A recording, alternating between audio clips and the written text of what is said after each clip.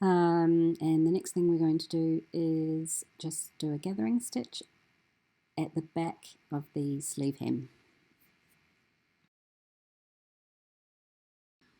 Over to the machine, we're going to turn the sleeve hem edge in 6mm and then 1 centimetre. So that's a quarter of an inch and then 3/8 of an inch.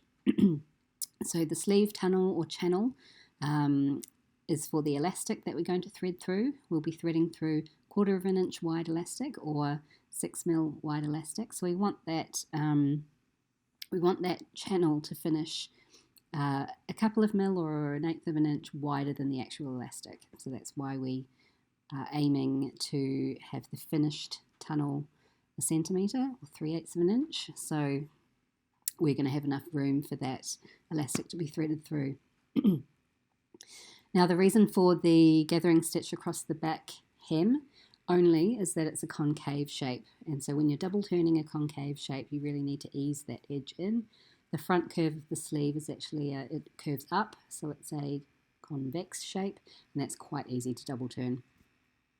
And before we get to the end, we're just going to leave a gap of about 1 centimetre or 3/8 of an inch so that we can thread that elastic through. So here's the finished sleeve tunnel or channel. It looks pretty good, and there's a little gap there right at the seam to thread the elastic through.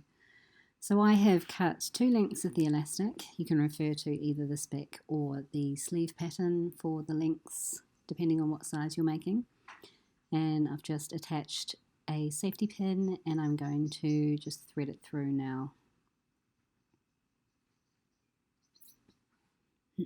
Just making sure that you don't lose the end, and then once you've got the 2 ends, just double checking to make sure that you haven't twisted the elastic inside the casing. And now I'm just overlapping the ends 1 centimetre, 3/8 of an inch, and I'm actually just going to do a hand stitch together. I find a hand stitch with this narrow elastic easier than doing it by machine. Just a quick few stitches to hold it together.